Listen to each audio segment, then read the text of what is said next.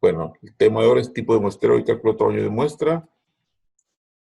El muestreo probabilístico del estándar de oro para asegurar una palabra compleja, generalizabilidad, que es inferencia, es hacer generalizaciones.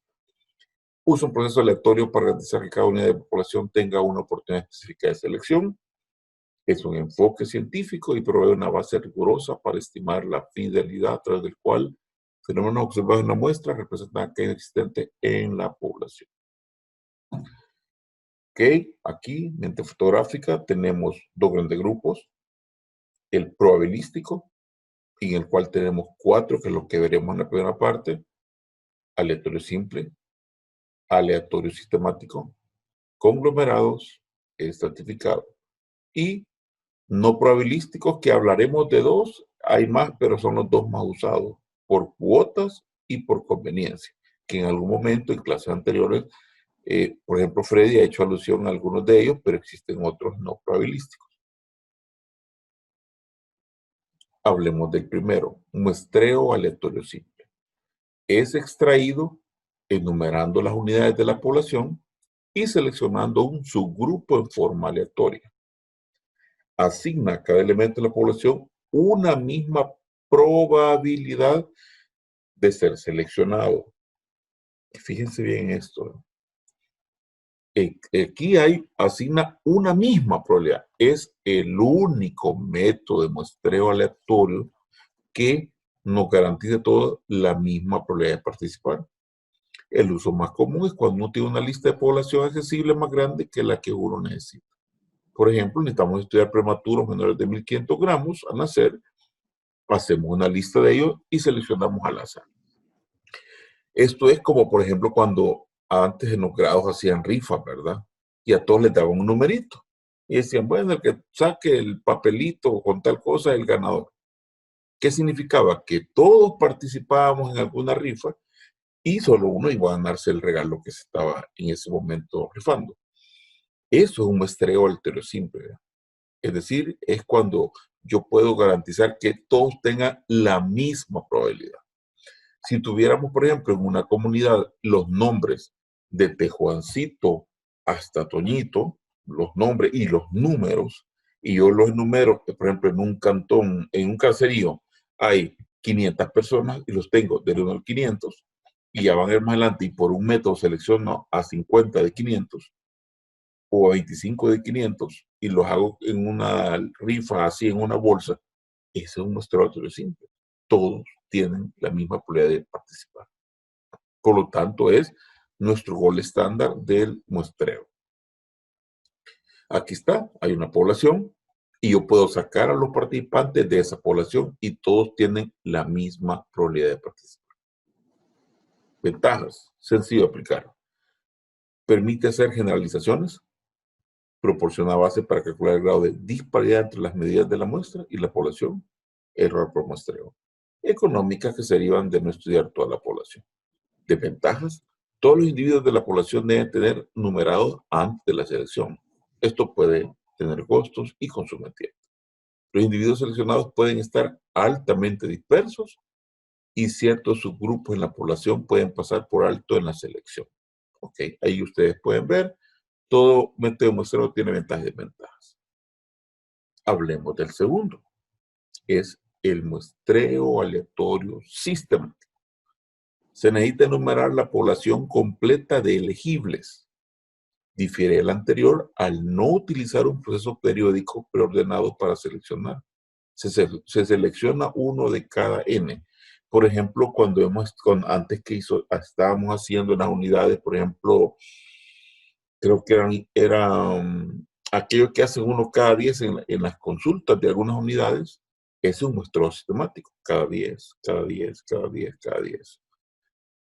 Y eso nos permite conocer o estar monitoreando la presencia de alguna bacteria, algún virus, dependiendo de lo que el país necesita conocer.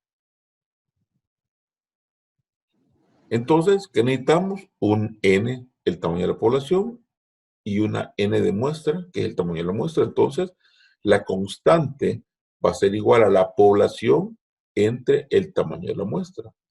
Y son las N divisiones de tamaño K que se hacen a la población. De la primera división se selecciona un iésimo elemento al azar y el próximo individuo será la I más la K. Y el siguiente I la más 2K y así sucesivamente. Hagámoslo más fácil. Vamos a ver. Por ejemplo, yo sé que en una unidad el volumen de consultas son aproximadamente 200 personas por día. Ok, yo sé que esas son. Y ya me dijeron que necesito muestrear al 10% de la consulta. Hagámoslo fácil. Ok, consultan 200 y me han pedido el 10%. ¿Cuántas tengo que hacer diarias?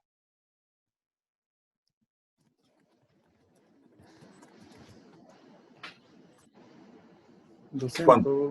Ajá. Y me han pedido que haga el 10%. 20. Correcto. Ok.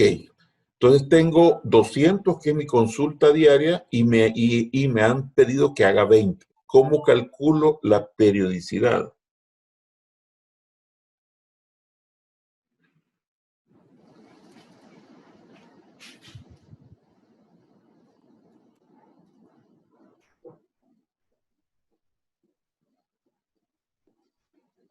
Ajá.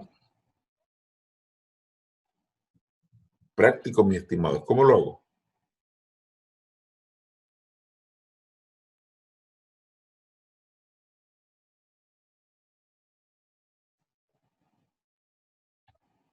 ¿Quién me dice?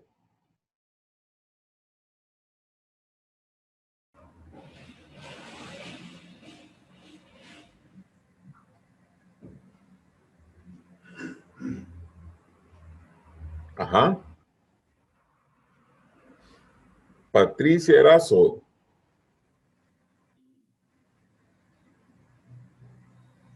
¿Cómo lo hago?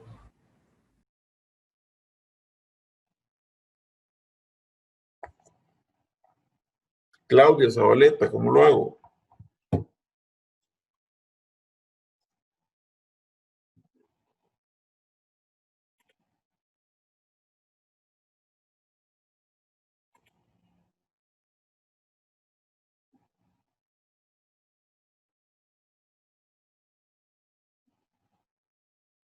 ¿Me escuchan? Sí, doctor, lo escuchamos. Pero... Ah, pues contéstenme al menos. No, yo no sé, doctor. Vaya, no. ¿Claudia? No, doctor, no sé cómo calcular ¿Freddy? la pereza.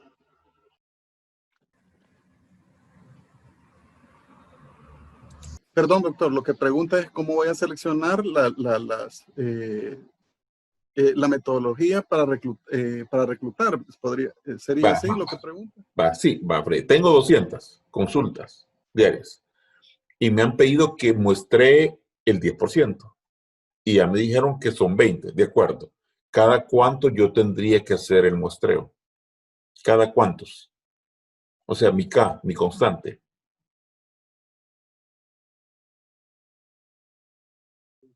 No sería cada 10.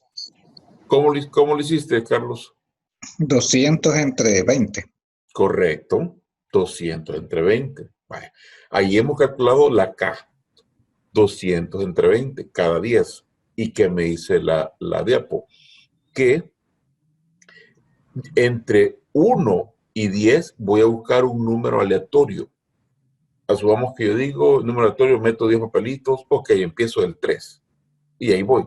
3 más 10, 13. Más 10, 23. Más 10, 33. Más 10, 43. Más 10, 53. Más 10, 63. Eso es lo que nos dice esto. Es un muestreo sistemático. ¿Ya?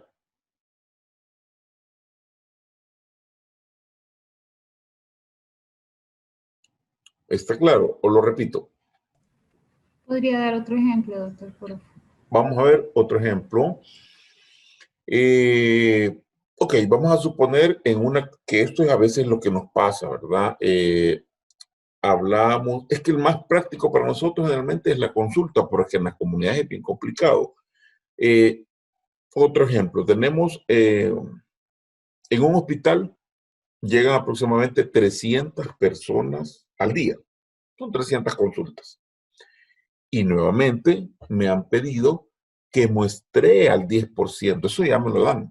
Ya me lo dan quien me da la orden. Y de hecho el ministerio así trabaja.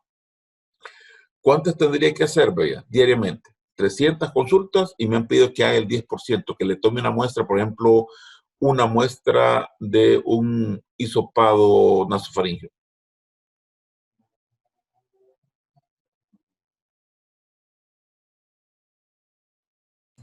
No serían 30. Correcto, va, tengo que hacer 30 diarios, pero hay 300 consultas. ¿Cómo sé la constante que tengo que usar para ver cada cuánto voy a tomar ese hisopado nasofaríngeo? Es la N, que es Sería 10. exacto, 300 entre 30 es 10. Entonces, cada 10 es cada 10, cada 10, cada 10, cada 10. Primero, la pregunta es, ¿con cuál inicio? Entre 1 y 30, porque es el segmento. Yo digo, ok, lo hago al azar y me sale 20. Entonces sería 20 más 10, 30, ¿verdad? Vamos a ver. Sí, así era, ¿verdad? Es, Sí. y vamos, y entonces es, no, la constante, sí, la constante sí es 10, ¿verdad? Está muy bien. Y es 10. Eran 300, eran 10 y cabal, y empiezo, y son 30 los que necesito, sí. Entonces, si saco un número más complejo, 23 más 10, 33, más 10, 43. O sea, el paciente 23, el paciente 33, el paciente 43, en el orden consecutivo, ¿ve? Imagínense que hay médicos y al médico, la enfermera que está afuera les dice, y de hecho así lo hacen. Va, este es el paciente que le toca, doctor. Y ya le dicen a usted, este es, y es ese 23, 33, 43, 50. ¿Sí está claro? Sí, doctor, está claro. Buenísimo. Va, ese es, en nuestros métodos de investigación, ese es el más práctico si es de la consulta. Generalmente es el que yo les recomiendo mucho, porque ya van a ver cómo esto se va poniendo más complejo, ¿verdad? Ventajas, al igual que el aleatorio, en este es más fácil obtener la muestra. Es útil en situaciones donde no se conoce con exactitud el tamaño de la población, porque yo puedo decir, son aproximadamente 300 consultas, pero pueden ser un poquito menos, pueden ser un poquito más. De ventaja, la selección está cercada, la posición de los elementos de la muestra está linealmente relacionada. Eso podría pasar, ¿verdad? Si ese cada cuánto coincide con alguna característica, es un riesgo. Y aquí sí quiero poner el mejor ejemplo porque siempre confunden el muestreo estratificado con el muestreo por conglomerados. Quiero ser muy específico en decirles que el estratificado está basado en una condición de la persona y el conglomerado está basado en una ubicación geográfica. Por lo tanto, no hay razón para confundirnos. Vamos a ver. Si el estratificado está basado en una condición de la persona, veamos lo que dice nuestra diapo, se divide la población en subgrupos de acuerdo a características como edad y sexo. Edad y sexo es una condición de la persona. Después se toma una muestra aleatoria para cada uno de los estratos. Magnifica el grupo de interés. Se instala conformando proporciones artificiales de grupos interesantes menos comunes. Por ejemplo, para estudiar incidencias de mortalidad, en el Hospital Blue se estratificó entre neonatos y no neonatos. Regreso al punto. El ser neonato o ser un no neonato es una condición basada en la edad de la persona que voy a investigar. Y yo aquí puedo tener diferentes estratos. Vamos a ver. Doctor, una pregunta, pero, ¿verdad? Ese ejemplo también podría ser por conglomerado si lo tomáramos de un hospital específico, la muestra, por ejemplo. ¿Qué sería un conglomerado? ¿Qué es? Es que, como mencionó, de que conglomerado es por la ubicación de la persona, ¿verdad? Exacto, ubicación física. Entonces, si esos neonatos fueran a un estudio, pero ese estudio se realizaría en el Hospital 1 de Mayo, por ejemplo, entonces se podría hacer por conglomerado, por la ubicación de los neonatos en ese momento. 9, ni porque si todos son de la 1 de Mayo, todos están ahí. Ah, ok. Ahorita vamos a ver eso. Vale, Ya. pero muy buena pregunta. Entonces, yo aquí puedo tener las condiciones, por eso estoy bien, también es bien ilustrativo, la condición de los estratos. Por ejemplo, un ejemplo muy común que uno escucha, el estrato socioeconómico. Según algunas encuestas, a cada uno de nosotros nos tienen ubicados. Y siempre dicen, hay un estrato chiquito que es el que más gana o el que más tiene. Hay un estrato grande que es el que menos gana y el que menos tiene. Y están los grupos intermedios. ¿Cuál es la condición del estrato? Una definición de pobreza. Es una definición de pobreza nada más, que tiene 5, 10, 15, 20 parámetros, depende de quién los haga. Entonces nos están estratificando por nuestros ingresos socioeconómicos, económicos básicamente, ¿verdad? Y aquí vámonos a otro tema un poco espinoso, según nuestras prácticas religiosas. Que alguien dijera, aquí hay un grupo que tiene prácticas religiosas de X, que es la mayoría, otro que está acá, otro que está acá, otro está acá. Regreso al punto. ¿Por qué estratifica? Por su condición de práctica religiosa. Vamos a otro ejemplo. La parte del estado civil. Alguien dijera, en este estudio, por ejemplo, me interesaría ver prácticas sexuales en cuanto a uso de métodos de barrera, un ejemplo. Igual, se puede estratificar por grupos de edad, los jóvenes, los adultos mayores, los adultos intermedios, los adultos un poco, y acá alguien inventa una clasificación, ¿verdad? Que aquí estén los que estén abajo de 35 años, que aquí estén de 35 a 45, de aquí a 45 a 55 y arriba a 55. ¿Qué estoy haciendo? Estratificando por edad nuevamente.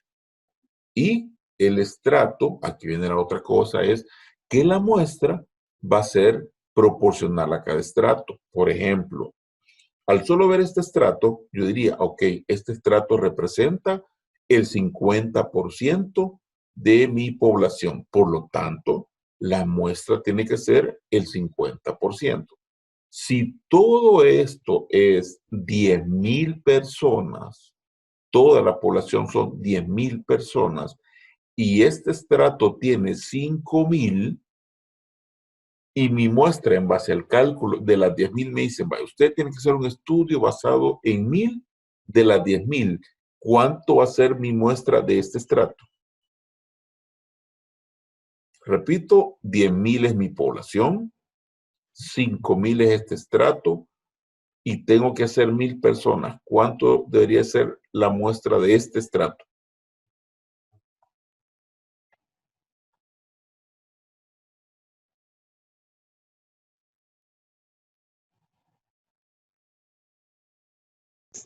$500.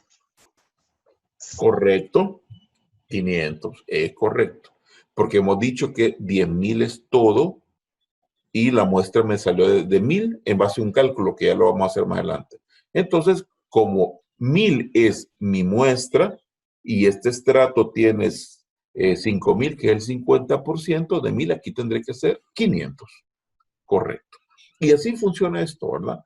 Pero yo quiero ser claro, estratifico por una condición de la persona. Y ya vamos al último. Conglomerado es otra cosa. ¿Se acuerdan que les hablaba yo de los segmentos censales? ¿Se recuerdan? Lo hablamos, ¿verdad? Sí. Nuestro país tiene los segmentos censales, que no sé si alguien se dio a la tarea de buscarlos, ¿verdad? Que está constituido entre 250 y 300 viviendas. Por eso es que cuando hacemos estudios de campo no lo hacemos por barrios, colonias, cantones como antes se hacía. Ese es un error. Porque el país ya nos ayudó, ya está cartografía y ha hecho segmentos censales. Entonces, para fines prácticos y para no darle vuelta en nuestro país, cuando ustedes van a hacer investigación de campo, por conglomerados, ¿qué vamos a usar? Los segmentos censales. No se van a preocupar.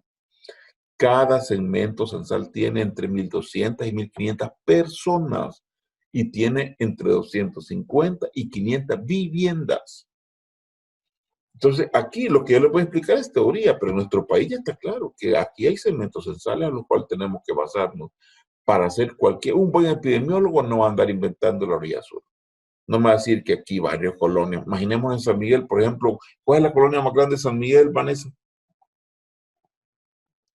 Está Ciudad Pacífica. ¿Cuántas casas habrán ahí?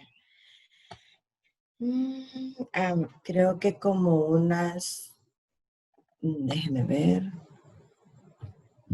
son 4 etapas, como unas 3,000 Imagínense, 3,000. Usted ahí tiene 10 segmentos censales. o más. Entonces, vaya, Vane, usted ahí tendría, si fueran 3,000 viviendas, usted ahí tendría 10 segmentos censales.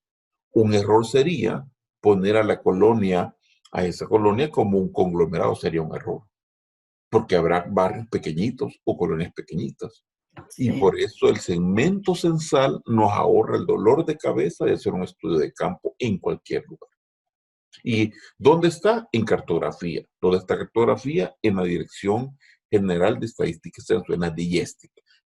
¿Es gratis? No, nos lo venden. Aunque seamos ministerio a un precio cómodo. Si lo hace privado, prepare dinero porque no baja de $1,000 la venta de la cartografía. Entonces es bien importante, ¿verdad? Cuando hago una investigación de campo, espero que cuando ustedes de jurado y les pregunte, me contesten así. Usamos los segmentos censales. Entonces, repito, aquí les leeré la teoría, pero ella en la práctica es eso. Es una muestra aleatoria de agrupaciones naturales de individuos en la población. Es muy útil cuando la población está muy dispersa y es impráctico enlistarla y rifarla.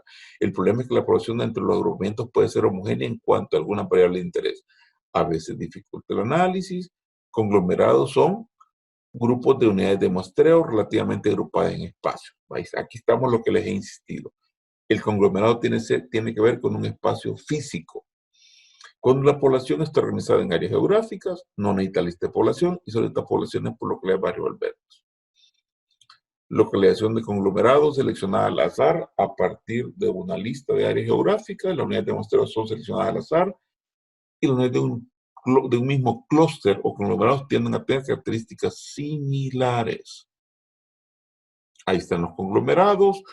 Les repito, nosotros ya lo tenemos claro. Segmentos de 300 viviendas. De aquí yo selecciono y dentro de ellas hago una selección. ¿De qué depende esto? Esto no es inventado. Vamos a ver en la segunda parte de la clase el cálculo de tamaño de muestra, que es un tema muy bonito y muy controversial para muchos. Y ahí están las ventajas. No necesita datos detallados, menor tiempo y costo para recolectar datos. Desventaja, el efecto de diseño. Pero yo quiero hacer hincapié. La clase lo dice así porque no todos los países tienen la ventaja de nuestro país. Y eso que habla el efecto de diseño es el que ustedes harían si cometieran ese error que acabamos de hablar. Que hagámoslo por barrio y colonia y empiezan. Un barrio tiene 300 viviendas, pero otro barrio tiene 1,500 viviendas. Y viene la pregunta, mire, ¿cómo se atreve a comparar un barrio de 300 viviendas con un barrio de 1,500 viviendas? ¿Verdad? Ese es el problema del efecto de diseño. ¿Preguntas, dudas?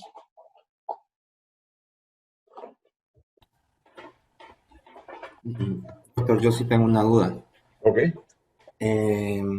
Bueno, yo trato de traspolarlo siempre con el tema de salud animal, ¿verdad? Veterinario. Claro. Entonces, yo sí no sé, porque no estoy familiarizado, primero qué es un segmento censal y en qué se basa para agruparlo, como para poder, digamos,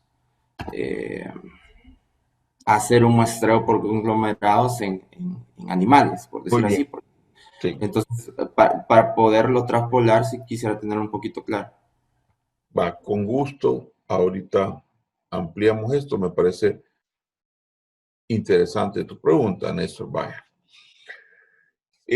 Nuestro país tiene, por ejemplo, yo en el 2010 hice un estudio 2009 hice un estudio en Santana que tenía que ver con uso de servicios de salud. Y lo que hice fue irme a cartografía y comprar, porque era un estudio de los CDC y yo era el autor principal del estudio, Y mi primera sorpresa es que nos vendieron en cartografía los segmentos censales. No era gratis, así sea el Ministerio de Salud. Creo que nos costó $250. Solo el municipio de Santana. Es caro eso, ¿verdad? ¿Qué es lo que hacen ellos? Por ejemplo, dicen, y ellos lo tienen bien, dicen, en esta cuadra de Santa Ana hay 30 viviendas, y son 30 viviendas. En esta otra cuadra hay 50, y empiezan a sumar. Una vez se tienen las casas por cuadrante o por cuadra, dicen, vaya, ya completamos las 300 y ese es un segmento.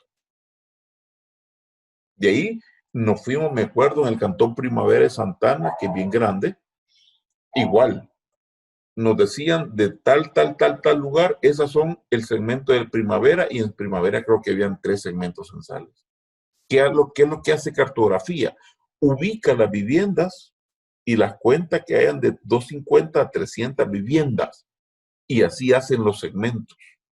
Y cada año, por eso ellos cobran, cada año van a actualizarlo y hay una ubicación física de las viviendas. Entonces, en tu caso, Néstor, imagínate que necesitas hacer un estudio de granjas y tenés, por ejemplo, 300 granjas. Y vos decís, sería imposible ir a las 300 granjas. Voy a asumir que cada granja es un conglomerado. ¿Qué pasaría? Una pregunta, Néstor. ¿Las granjas son homogéneas en cuanto a cantidad de gallinas o de pollos? Van desde 500 hasta cientos de miles, o sea. Vaya, fíjate, ahí ya no es tu culpa. Vos tendrías un problema y es lo que dice la diapo. El efecto de diseño ya es algo que vos tenés que ajustar. Porque si en una granja tenés 500 pollos de engorde y en otra granja tenés 4000, lo que tenés que hacer es lo que dice aquí la diapo, leer más sobre efecto de diseño. ¿Por qué? Porque el error sería que vos agarraras, por ejemplo, de una granja de 550 pollos y de una granja de 3050 pollos. Sería un problema de diseño. Porque alguien diría, ¿cómo se atreve el veterinario a decirme que de 500 saca 50 pollos y de 5000 saca 50 pollos? Ese es el efecto de diseño. Entonces vos tendrías que ver, porque tu unidad de análisis es cada gallina o cada pollo. Entonces tendrías que ver eso, ¿para qué? Para que tu estudio tenga la mayor representatividad. Porque alguien podría preguntarte, mire, doctor, ¿y esta granja de 5000 es una sola galera o tiene compartimientos en las galeras? Y te podría decir, pero entonces cada compartimiento podría tener algún riesgo diferente. Entonces, esos detalles es lo que estamos hablando, es la ubicación física, en este caso, de los pollos, ¿verdad? Entonces, ahí, como no podemos regular las granjas, no puedes decirle, mire, no puede, todas son de 1000, tenés que jugar con el efecto de diseño, que es un concepto que aparece en la época. Vaya, digamos, nosotros hacemos monitoreos en aves y ya desde hace años se ha puesto bajo fórmula, ¿verdad? Y todo, y nuestro tamaño de muestra estándar por granja son 30 muestras. Tengo que leer un poco más por lo que usted dice, por el diseño, porque casi que lo hemos hecho así y internacionalmente así lo hemos tomado. Pero la base no se la sabría cómo explicar, pero creería que tiene que ver con esto, porque al llegar a un nivel de población, de acuerdo a la fórmula, me tira 30, 30, 30, 30. Bueno, 28 son realmente. Entonces, por eso nosotros, no importando la población de la granja, tomamos 30. Pero, con lo que usted está explicando de conglomerados, entendería yo que un diseño por cuadrantes es bastante aceptable. Sí. Porque nosotros también cuando hacemos muestreos, no en granjas, sino que en aves de patio, por ejemplo, nuestra unidad epidemiológica le hemos tomado el cantón, por decir así. No lo aceptan, pero también, o sea, el cantón viene siendo un conglomerado y que la base para determinarlo no es la cantidad de animales presentes, sino el riesgo de contraer la enfermedad. Entonces un cantón se toma como una unidad epidemiológica porque todos tienen el mismo digamos, probabilidad de riesgo de contraer la enfermedad porque están conviviendo juntos. Entonces, mi pregunta ¿es aceptable también que el cantón pueda ser un conglomerado, tomarse como un conglomerado? Fíjate, Néstor, que quizás, como les digo, vea, yo a veces me desvío del tema, pero porque sí, porque yo he hecho muchas investigaciones. De hecho, yo tengo varias subantropognosis que he hecho. Imagínate, yo hice un estudio donde voy a ir este martes, que estoy muy feliz, a mis orígenes. Es el tercer estudio que voy a hacer en ese lugar. Y me recuerdo que hubo un brote de leptospira allá abajo, siempre en la parte alta, baja de Morazán, porque es parte alta, pero... Y encontré, hasta tengo fotos, fíjate, ahí anduve súper lejos, ahí en Morazán, y encontramos cerobares de leptospira. Encontramos cerobares en cerdos y en perros.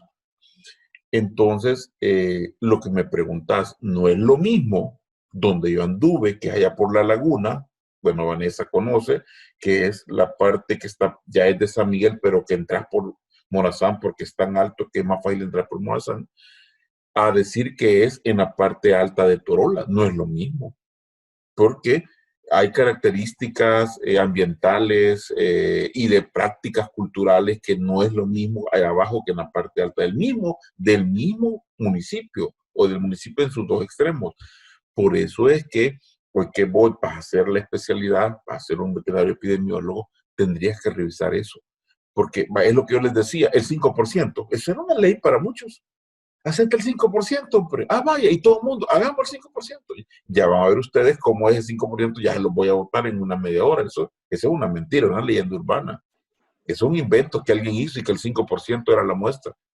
Aquí imagínate que ustedes digan que es 28 por cada granja, y el problema es que vos como país no ves y digas, miren, señores, como que nos estamos quedando con un verso como que 28, aunque sean 1.300 pollos, 5.000 pollos, 500 pollos, es lo mismo que yo les decía. Entonces, sería bueno revisar. Y el concepto que hay que ver es la parte de efecto de diseño, y también hay que ver, en este caso, el riesgo. Porque tendríamos que tener, sí, tendríamos que tener claridad. Y yo de verdad me alegra, Néstor, que esté estudiando esto, porque de hecho, en lo que vamos a construir con Ana, porque como les he contado, pues estoy de asesor de la dirección, queremos hacer y apoyo mucho con gente del mar y con medio ambiente, porque queremos tener alertas tempranas.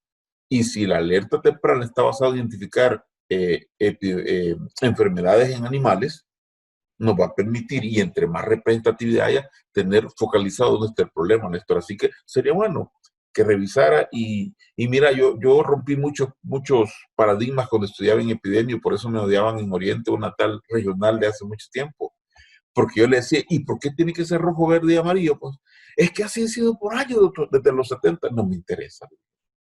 Y me detestaba la regional porque yo le decía, mire, doctora, hoy ha cambiado, para eso está el degradé, y el degradé me permite 4, 5, 6 divisiones, pero antes era fuerza, rojo, verde y amarillo, y quien dijera lo contrario le podían volar la cabeza. Pues yo en Oriente me empecé a pelear por eso, porque no es cierto, pues, o sea, no es cierto. Entonces, en tu caso, Néstor, deberías de revisar y va a ser un aporte al país, porque el riesgo del animal se convierte en potencial enfermedad en la población.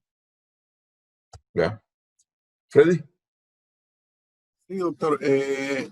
Quizás solo para responder un poco a lo que Néstor mencionaba, creo que es de tomar en cuenta que en la mayoría de, por ejemplo, encuestas poblacionales, siempre ese error se va a encontrar. Por ejemplo, cuando estamos hablando de una encuesta con mujeres, siempre en un segmento censal vamos a encontrar o más viviendas, más mujeres que en otro, ¿verdad? Igual que al llegar a una vivienda, que era lo que mencionábamos en la clase anterior. Entonces, las encuestas poblacionales son encuestas, y esta era otra de las preguntas, multietápicas, le llaman, porque llevan una combinación, podríamos mencionar, donde parten de un segmento censal, luego parten de las viviendas, y dentro de las viviendas y en las viviendas se hace una selección de mujeres. Entonces, al tener una diferencia, siempre va a haber una diferencia, casi siempre lo que se hacía en ese caso es la aplicación de factores de ponderación. Sí, correcto. Es decir, para compensar esa desigualdad, se aplica el porcentaje, por ejemplo, de mujeres que se encuentran en un segmento contra otro para poder tener, tener esa comparabilidad. Entonces ahí es donde entran estos factores de ponderación en juego. Excelente, Freddy. Cuando yo tengo, fíjense que eso es bien importante. Cuando yo busco el problema en general, no entramos en el lío que dice Freddy, no entramos, porque busco un problema en general, pero si yo busco, así como Freddy lo dice, de mujeres, así, de algo puntual, tengo que evaluar mi método de muestreo.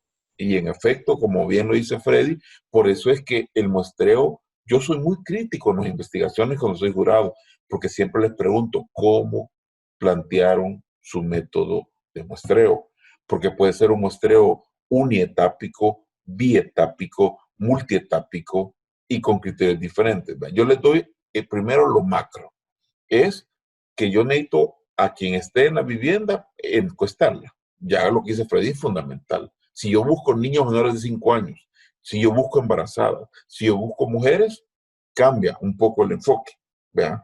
Pero siempre hay un principio macro, que es el que estamos hablando nosotros. Esto es bien complejo, como lo que... Pero miren, para eso lo vamos a ver en cuantitativa 2 y ellos van a estar conmigo.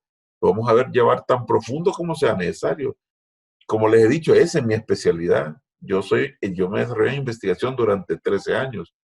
O sea, aquí estadística porque me rebusco en buen salvadoreño. Y he dado clases por ratos, pero muy fuerte la investigación. Ya me van a ver en esa materia si hablaremos poco, pero sustancial, ¿verdad? Me gusta mucho que ustedes lean más que lo que yo hablo.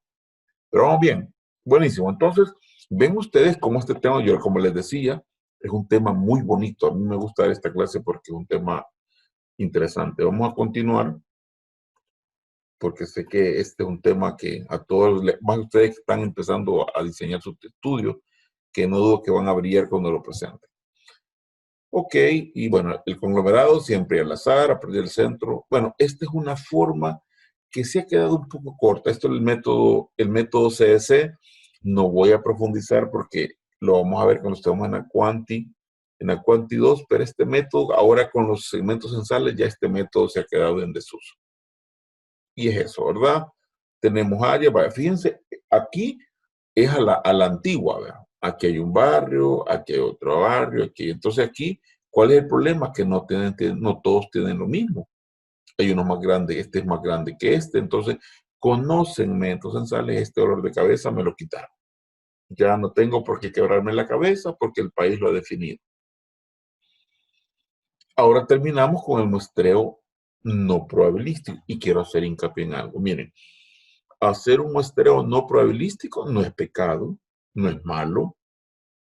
Lo que el investigador tiene que decirlo es ser claro y manifestarlo al inicio de una presentación. Y decir, este tipo de estudios se presta mucho para un muestreo no probabilístico. Por lo tanto, en mi estudio he usado un muestreo no probabilístico. Lo malo es querer enmascarar un probabilístico con un no probabilístico. Entonces, aquí, pues llamado también de conveniencia, mejora la logística del estudio, se acepta a todo sujeto que cumpla criterios hasta llenar el tamaño requerido, y el más conocido es el llamado de casos consecutivos. Este es especialmente deseable cuando es impráctico obtener o esperar toda la población de elegibles. Tenemos por cuota y tenemos por conveniencia. Les voy a poner un ejemplo. Y siempre con mi querido oyente, ¿verdad? Yo le digo a Vanessa, mire, directora regional, necesito que usted me haga un estudio sobre uso de mascarilla. Pero mire, doctora, no se complique, váyase al Metrocentro. Ah, ok, doctor, váyase al Metrocentro. ¿Y sabe qué? Vaya a hacer, fíjese que hice la muestra y me han salido que van a ser 500. ¿Sabe qué? Váyase, mande a 2 estudiantes de epidemiología o del intermedio de epidemiología y hágame en ese Metrocentro de 500, por ejemplo, hágame 25 diarios. Vaya, doctor, 25 diarios, Vanessa, mándelos. Eso es un muestreo no probabilístico. ¿Por qué lo hago ahí? Porque hay mucha confluencia de gente. Y yo explico en la metodología que se decidió por factibilidad, por viabilidad, porque mucha gente de San Miguel acude a Metrocentro y bla, bla, bla, bla, bla. Y ok, Es un muestreo no probabilístico, porque no tampoco significa que toda la gente de San Miguel vaya a Metrocentro. Va a un segmento, pero va mucha gente. Y pues no hay dinero para andar por todos los barrios, colonias, Entonces, eso es un muestreo no probabilístico. Váyase a Metrocentro y haga 25 diarios de 500, dijimos. Ok. ¿Cuál es por conveniencia? Yo le digo, mire, Vanessa, ¿sabe qué? Igual, lo mismo. Yo quisiera que viéramos el uso de mascarillas, pero también quisiera ver qué mascarillas usa más la gente. Entonces, ¿sabe qué? Mire, yo quiero que se vaya a la terminal, váyase a Metrocentro y váyase a otro lugar masivo, y váyase al Triángulo, o váyase al China House, como dice la gente. Y por conveniencia se van para ahí. Y haga lo que puede, y quiero que rápido me diga cómo está el uso de mascarillas.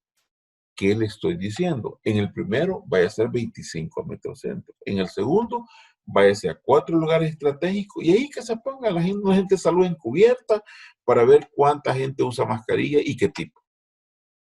¿Qué estoy haciendo? Es un muestreo no probabilístico, porque no estoy diciéndole vaya a hacer los segmentos censales, tome aquí, quiero ver si son los adultos y los niños. No, vaya a esos lugares. Ese es un muestreo no probabilístico. ¿Qué es malo? Es bueno. Miren, si es un estudio que Vanessa lo hace con Freddy en 4 días para ver el uso de mascarillas, y son 5 lugares de mucha confluencia, yo le garantizo que en una semana o en 3 días, Vanessa y Freddy me están mostrando un estudio. Ah, sí, mire, doctor, o llamémosle una investigación rápida, o una operativa. Mira, sí, fíjese que la gente no usa la mascarilla, o sí usa la mascarilla, y fíjese que usan mucho de tela. Vaya, eso es un muestreo no probabilístico. Yo lo voy a cuestionar como investigador, no, es lo que está haciendo la región, y alguna idea me da de lo que está haciendo la gente con el uso de las mascarillas. ¿Les queda claro lo que uno puede hacer con un muestreo no probabilístico?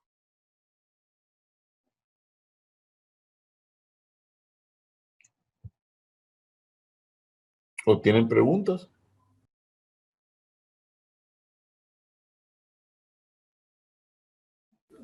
Bueno, mire, doctor, bueno, una consulta, ¿verdad? En relación a lo que usted acaba de mencionar del ejemplo de la muestra, ¿verdad? Que si es probabilístico o si es por conveniencia.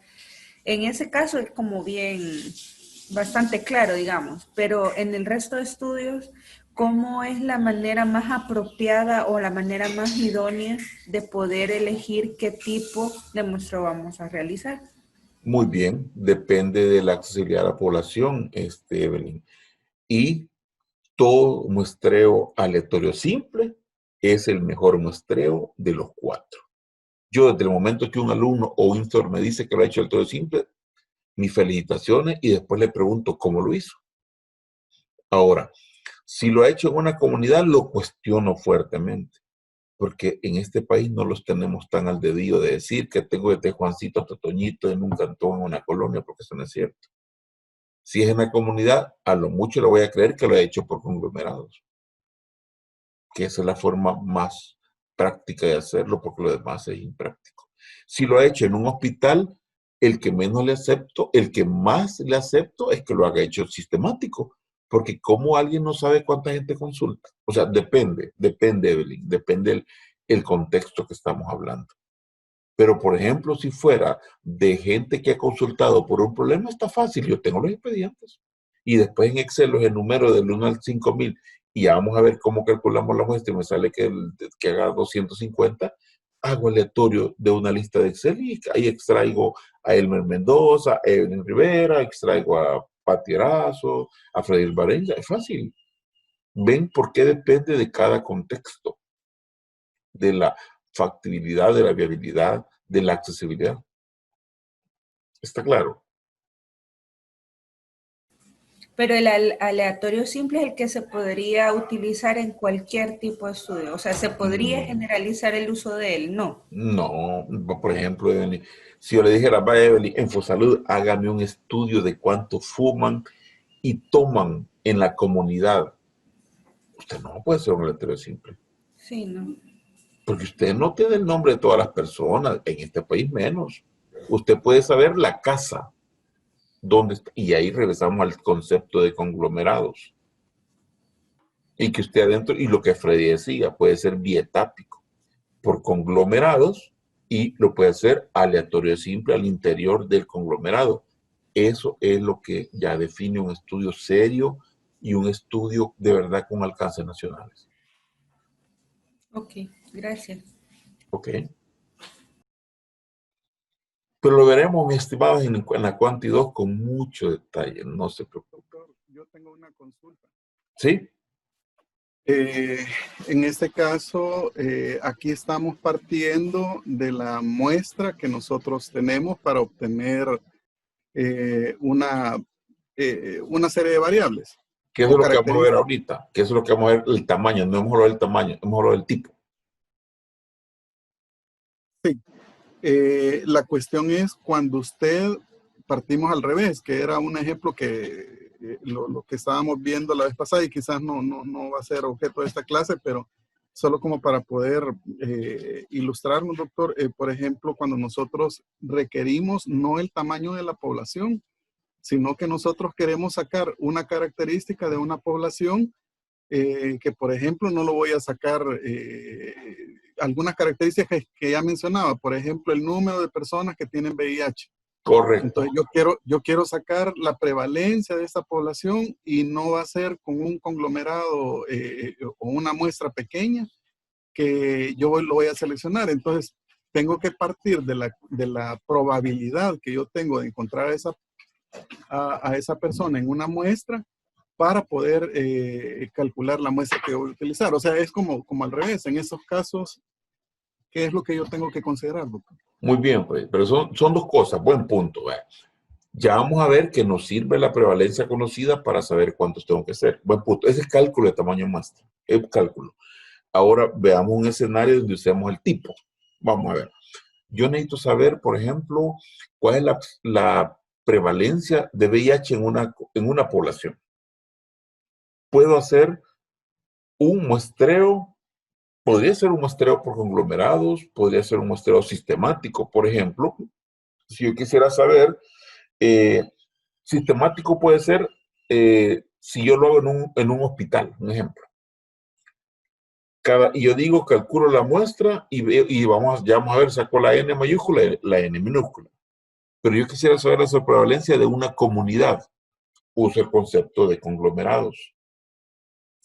Quiero saber la prevalencia en grupos de edad. Uso en estratificado. O sea, depende, Freddy, lo que esté planteando. ¿A quiénes le quiero hacer? Si es la población, así, en la población, un estudio de campo, el tipo de muestreo inicial va a ser un conglomerado, el tipo de muestreo inicial. Podría ser bietápico, dependiendo cómo lo conceptualice. Si es en un lugar de consulta, el tipo, llamémosle ideal, es el sistemático, cada cierto número de pacientes. Entonces, así lo podríamos plantear, uno de comunidad, uno de un lugar de atención.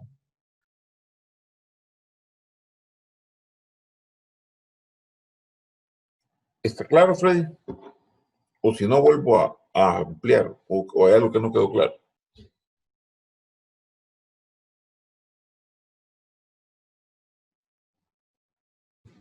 No, doctor. Sí, yo creo de que esa es como los grandes retos que tenemos a la hora de querer hacer un estudio, ¿verdad? Que de repente nos podemos plantear, y quizás ese es el mayor temor, que queremos hacer un estudio y después nos damos cuenta que nos hacía falta muestra para una característica en específica que requería más un tamaño de la muestra más grande. Pues, pero yo creo que ese es como los retos que nos vamos a ir encontrando, y de todo investigador creo que eso es hacer un estudio grande y que después venirnos a dar cuenta que no obtuvimos el dato esperado porque nos faltó muestra.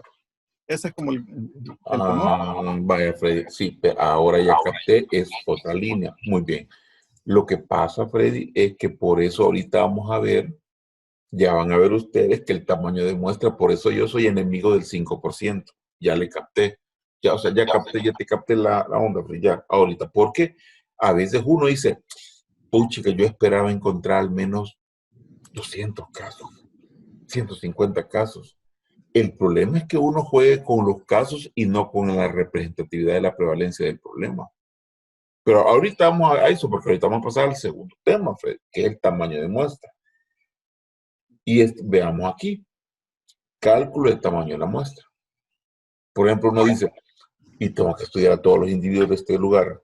¿Y cuánto me va a costar? ¿Será posible hacer generalizaciones y concluir? ¿Y será esto confiable a partir de una muestra? Vale, aquí está una de las preguntas que Freddy se hace. Ajá. Y esta muestra lo que encuentre, por ejemplo, de casos y puedo hacer inferencias o generalizaciones. Y la otra, ¿y si es posible construir una muestra? ¿Qué tan grande debe ser esta muestra? Y la otra pregunta, ¿son mejores las muestras pequeñas que las grandes? ¿De qué depende el cálculo del tamaño de la muestra? Eso es lo que les preguntamos. Y fíjense que esta pregunta, muchos alumnos se la hacen cuando están haciendo su protocolo. Y aquí es donde generalmente me dicen, mira, autor, yo voy a hacer 50. Ajá, de verdad. No, yo voy a hacer 200. Ah, de verdad. ¿Y cómo lo hiciste? No, es que yo creo que eso es lo mejor. Eso es lo que no existe. Porque no es lo que yo creo que tengo que hacer. Ya van a ver ustedes qué es lo que tienen que hacer. ¿De qué depende? Depende del recurso disponible, lo que hemos hablado. Si yo no tengo mucho dinero y quiero tener una idea, hágase un tipo de muestreo no probabilístico, no se complique. Tranquilo, no tiene dinero para dar viático, no tiene dinero para mandar lejos a la gente. El objetivo que ha planteado en el estudio. Si lo que no quiere es representatividad, hágalo con un tipo de muestreo no probabilístico, tranquilo. Del tiempo que tenga, no mire, Vanessa, hágalo en una semana. Ok, una semana, va a decir lo de hacer. La precisión, ok, ¿qué tan preciso quiere ser? ¿Un 95 de confianza? ¿Un 90? ¿Un 99? Distribución de la característica a medir. ¿Qué tanta la característica se ve en la población? Y el potencial para encontrar diferencias entre grupos. O sea, el poder del estudio. Y aquí está lo que uno quiere. Todos soñamos de una población extraer una muestra y de esta muestra, por ejemplo, si yo digo, ok, los estudiantes de la maestría, que actualmente son 50 y algo, les voy a preguntar a una muestra y hago la muestra y me salen que son 15. A 15 le quiero preguntar cómo visualizan el método de enseñanza de todos los docentes, pero no quiero preguntarles a todos, porque así. Y entonces yo quiero decir, ok, lo que me digan los 15, yo espero que sea lo que piensen los 52. Eso es lo que todos buscamos. Pero ¿cómo hago para seleccionar esos 15? Error, vea. De los 15, 10 son bien amigos y piensan que es igual. La regué. Porque de los 15, 10 son amigos y por lo tanto las respuestas van a ser similares. Porque van a compartir opiniones buenas u opiniones malas. Entonces, el éxito está en seleccionar la gente. ¿Cómo lo seleccione? Con el tipo de muestreo. Y también cuántos van a ser. ¿Cómo lo hago? Con el cálculo de tamaño de la muestra. Y esta es la fórmula que aquí no me voy a tener, que todo el mundo ha visto, ha conocido, ¿verdad? La probabilidad, alfa entre 2, que eso es porque es una campana de Gauss con probabilidades a ambos extremos, por eso es alfa entre 2, no es que se divida alfa entre 2. Generalmente alfa entre 5, por lo tanto este es 2.5 y aquí son 2.5. Bueno, eso es lo que hemos aprendido. Y también hemos aprendido que hay un error y que hay un Z. Es lo que hemos visto. Y esta es una fórmula que lo van a encontrar en todos lados. En todos lados. Entonces. Y esta es la fórmula que todo mundo, que a mí hasta me da cólera cuando me la mencionan, Z al cuadrado por P, por 1 menos P. Todo el mundo dice, así lo calculé. Este es un cálculo de hace 30 años. Y que así lo calculé y así lo calculé. Ya van a ver ustedes que esta es una forma.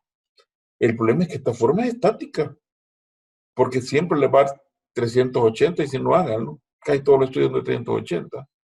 Por muy grandes que sean, porque hay una fórmula estática. Porque es una población infinita.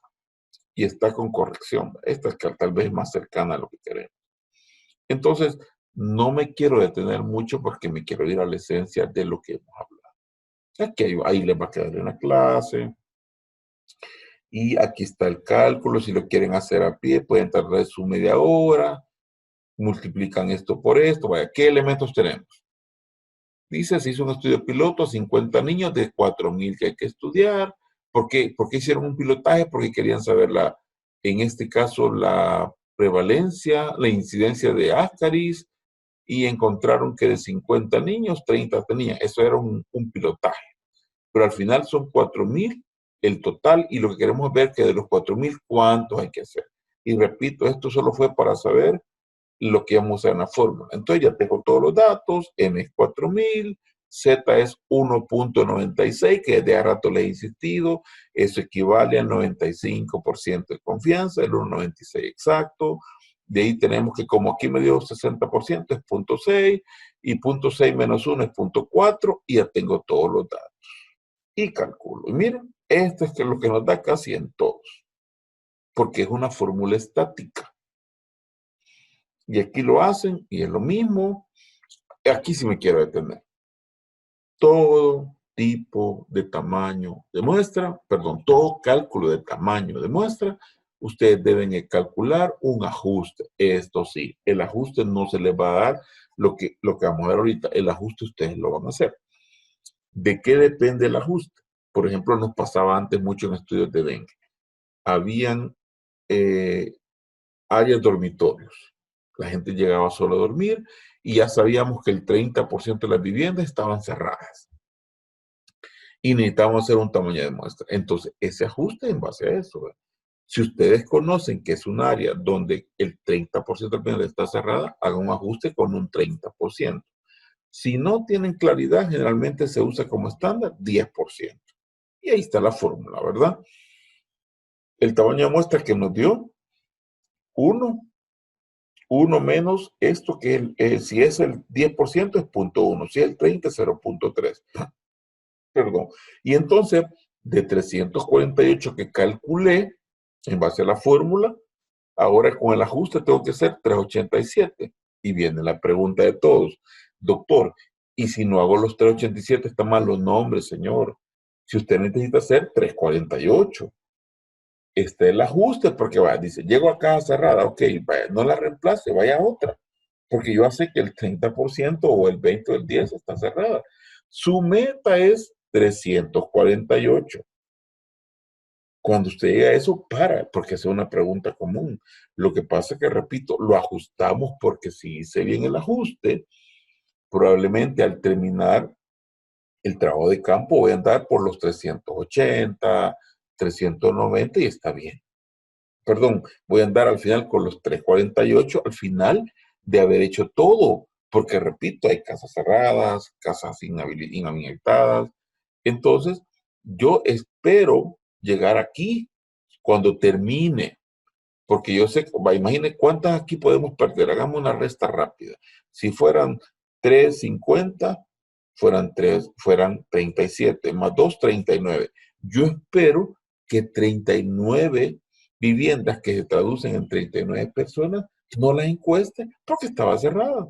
Entonces yo, si al llegar a las 387, 39 casas estaban cerradas, estoy bien porque finalmente hice 348. ¿Estamos claros? El ajuste se hace por las viviendas que pueden estar cerradas cuando estoy haciendo un trabajo de campo. ¿Estamos?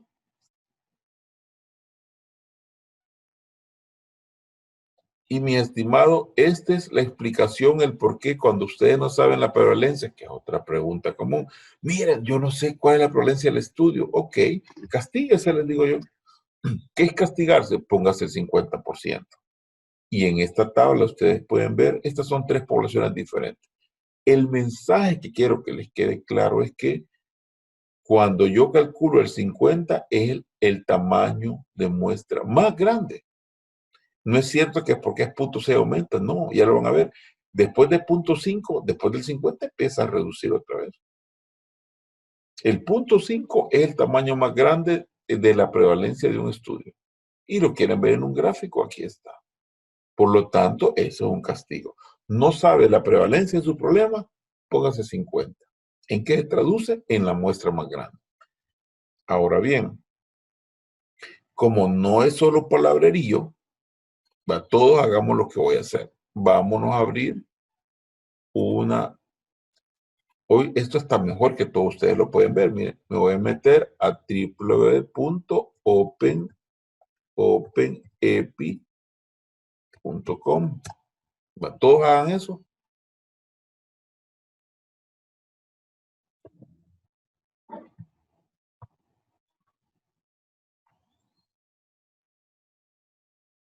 Y les va a aparecer esto.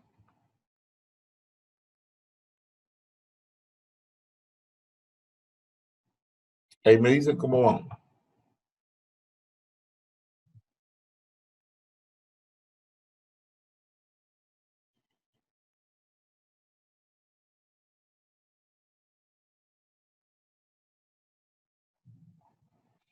¿Ya entraron?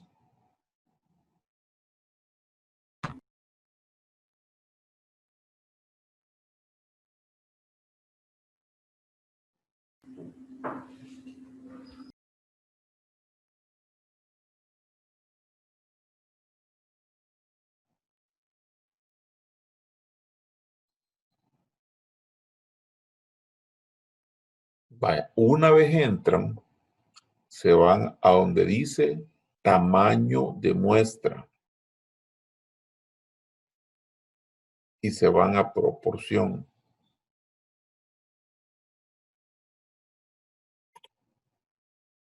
Y les va a aparecer esta pantalla.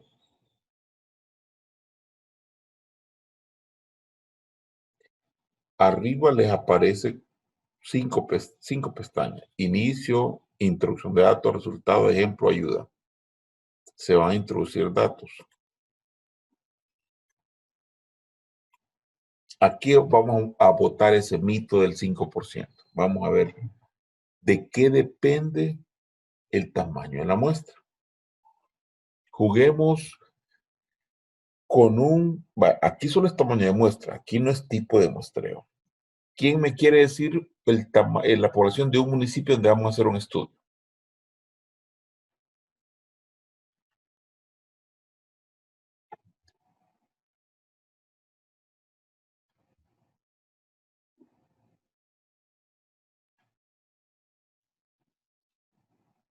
Ajá.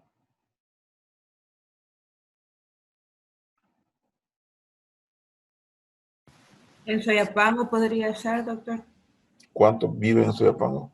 294.604.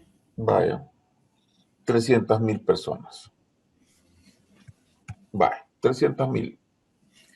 Vamos a ver, aquí viene la primera pregunta. Ok, vamos a ver, queremos hacer un estudio de gente que le dio COVID.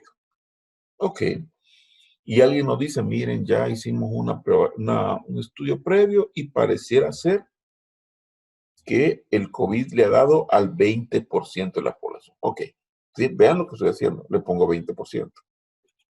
El estudio, este no lo vamos a tocar. Los epidemiólogos trabajamos con el 95% de confianza. Por lo tanto, es 5 el error.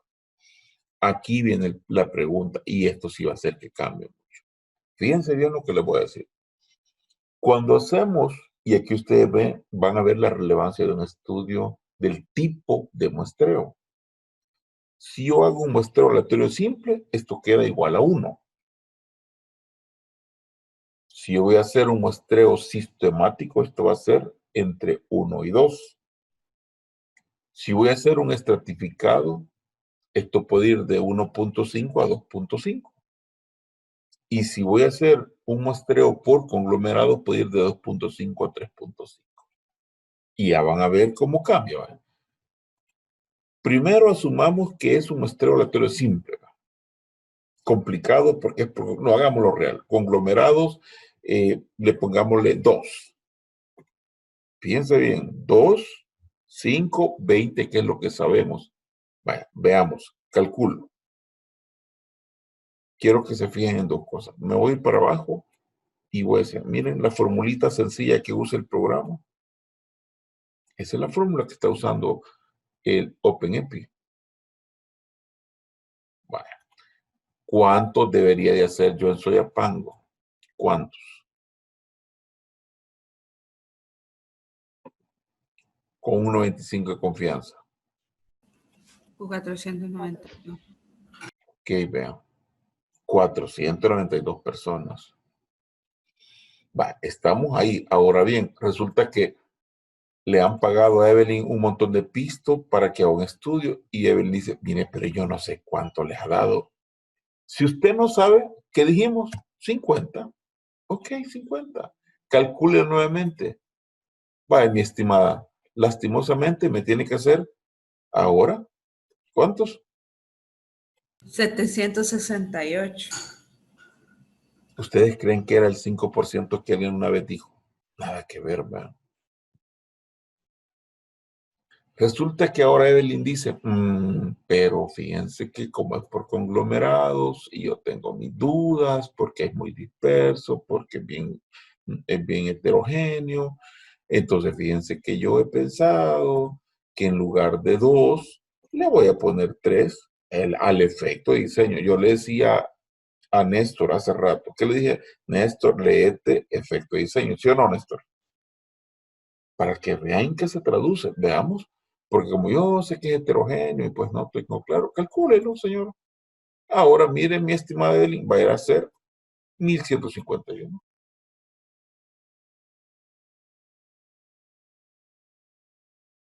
¿Ustedes creen que es el 5% el tipo de tamaño muestra que hay que hacer?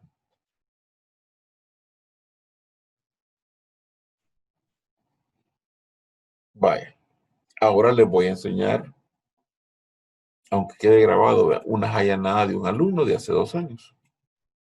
Miren lo que hizo, y se lo voy a poner tal como lo hizo. Pues él decía que hacer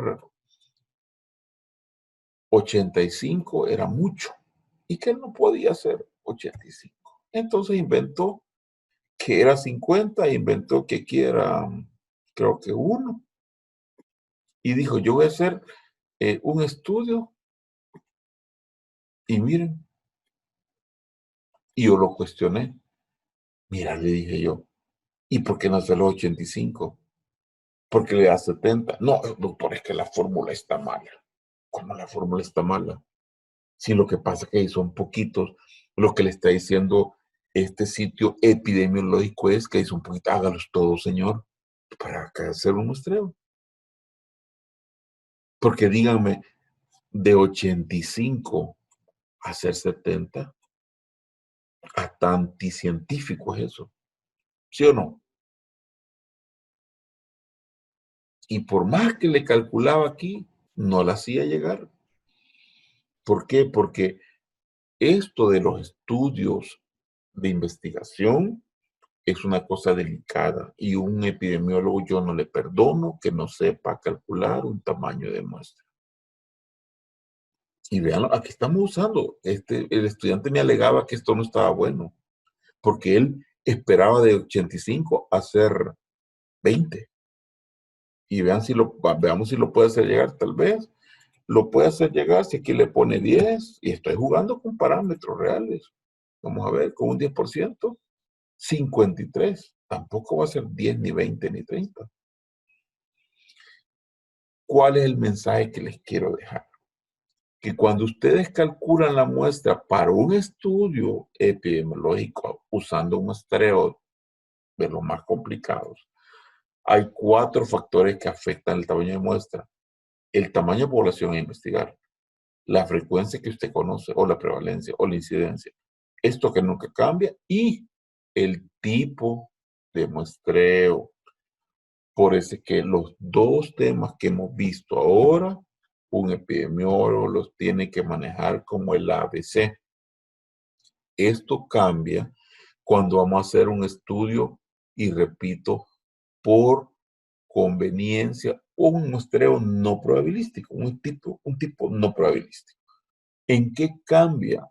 ¿En qué cambia? Es que, por ejemplo, si tenemos en San Miguel, ¿cuánta es la población de San Miguel, Vanessa? Casi 500,000. El municipio. Ah, 300,000, vea, lo que casi que le sí, dijimos, ¿verdad? sí. Entonces, 247,000. ¿cuánto? 247,119. Buenísimo, Freddy. Bueno, así. Dejémosle 250,000, buenísimo. Vaya, 250,000. Vanessa no conoce cuánto es, le pone 50. Y Aquí dice Vanessa, yo lo voy a hacer por un no probabilístico. Entonces, como es no probabilístico, se queda con 3. Es no probabilístico, no se complica. Y Vanessa tiene que hacer 1151 y lo va a hacer por conveniencia. Y dice, yo voy a hacer 50 durante 20 días ahí en un lugar. Vaya a hacerlo, Vanessa. ¿Cómo lo saqué? Obviamente porque estaba en muestra, si no lo puedo cambiar. ¿Verdad? Ahora, si por ejemplo usted, Vanessa, sabe que es no 50, usted ya sabe que esto es 20 porque ya tiene evidencia, lo mismo, ¿verdad? Ok, entonces va a ser 737 y usted dice, ok, va, ya ganó terreno en que usted calculó su tamaño y muestra cómo es. Y entonces manda a alguien a Metrocentro durante 10 días o durante 20 días a un grupo. Va, si son durante 10 días, divídalo, va a ser 75 diarios y manda a 5 trabajadores. ¿Le va a hacer cuánto? Como 15. Vaya fulanito, vaya Freddy, vayan a hacer 15 diarios todos los días y hacen una hora listo, vénganse. Queremos ver el uso de mascarilla. Usted calculó la muestra, no, esto está científico. Son 737 y ya le dio cuotas por cuotas y dígalo en el estudio si hizo un muestreo no probabilístico por cuotas para ver el uso de mascarillas de la población migueleña en Metrocentro. Punto. ¿Es anticientífico? No. No, su parámetro científico. No, está mintiendo, no, porque pues, sí, no tiene mucho dinero y lo va a hacer ahí en un muestreo no probabilístico. Estamos. Lo que hizo correcto, hizo el tamaño de muestra correcto y el tipo de muestreo que ha decidido también está correcto porque es lo que puede hacer para tener un dato rápido que le permita tomar decisiones para una campaña masiva en Oriente o en San Miguel. Estamos. Sí, doctor. Con un 0.5 de prevalencia de VIH para esa población. Ah, buenísimo, buenísimo, Freddy, buenísimo, hagámoslo. 0.5. Entonces sería aquí, vamos a ver si me lo agarra, sí, lo que me lo agarra, 0.5. Si no le ponemos 1, vamos a ver si lo agarra. Bajísimo, Freddy. Ahí va, ahí es lo que Freddy decía. Vaya, Freddy, yo me iría o porque lo desconozco o porque es alto, porque aquí viene el problema. Si yo estoy claro que es tan bajito, a veces eso es un problema para buscarlo. Por eso es que aquí es donde uno tiene que visualizar que es la prevalencia bien bajita, pero yo estoy queriendo captar más en la investigación. Porque una cosa es lo que la gente tenga y otra cosa es a la gente que yo quiero saber cuánta gente tiene. Muchas veces uno se va al 50% para que uno capte más casos, que era la pregunta, Freddy, que me hacía anteriormente. Sí. ¿Verdad? Buenísimo. Pero aquí, Freddy, está una explicación epidemiológica fundamental. Yo me iría con el 50%, ¿para qué? Para que busque y encuentre entre más gente en puesto, más gente tengo por oportunidad de captarla. O empiezo a jugar con valores intermedios, ¿verdad? Que es válido. De decir, para una búsqueda bastante orientada de un 25, ¿cuántos tendría que hacer? 864, hágale pruebas a VIH 894 y ahí va a poder captar y ver la prevalencia del problema de VIH en Oriente, por ejemplo. Doctor, Sí, Perdón, doctor, otra consulta. Cuando nosotros hacemos un estudio, generalmente, por ejemplo, una encuesta poblacional tiene la característica que está investigando cientos de indicadores. sí. Entonces, y de repente corre el riesgo que en una de esos cálculos, para cada variable en específico y con una prevalencia específica, requiera que yo tenga un cálculo o un tratamiento diferenciado. Muy bien, Freddy. Si yo sé, es buena pregunta. Si yo sé que el problema es típico de un grupo de edad o de mujeres o de hombres, por eso es que el diseño del protocolo es fundamental. Ahí es donde cuando veamos la materia de cuantitativa 2, vamos a ver todos los cambios que podemos hacer. Aquí, Freddy, estoy asumiendo que le voy a buscar a cualquier persona. Por eso yo aclaraba, aquí no hay un segmento específico. Es a cualquier persona que yo encuentre. Pero si ya voy con niños, con adultos mayores, con embarazadas, cambia mucho el diseño que voy a tener en el estudio. Buena pregunta, Fred. Buen punto. Doctor, Buena la dos, doctor. ¿Perdón? Va a estar buena la 2. Ah, no, si va con todo la 2 y vamos a aprender mucho. Creo que, y saben que vas a caerme como anillo al dedo porque creo que les conté que me he echado 2 meses diseñando un curso de método epidemiológico. 2 meses. Me he leído como 6 libros. Así que voy a poner en práctica lo que acabo de revisar, que está calientito, y estoy diseñando un material muy bonito para ese curso que nos va a servir para esta materia. Ok, Néstor, creo que querés hacer una pregunta. sí, quizás comentario al mismo tiempo, pero al menos nosotros cuando vamos a utilizar, digamos, alguna muestra también, se basa mucho en el criterio epidemiológico también y de la epidemiología de la enfermedad.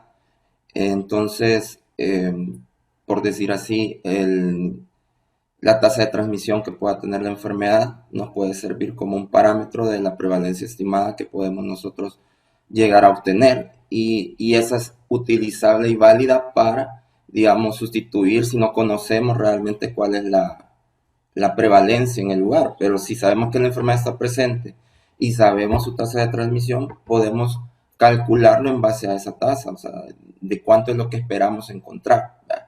Entonces, yo creería, bueno, casi que con lo que Frey estaba preguntando, que ese es un método que se puede utilizar, ¿verdad?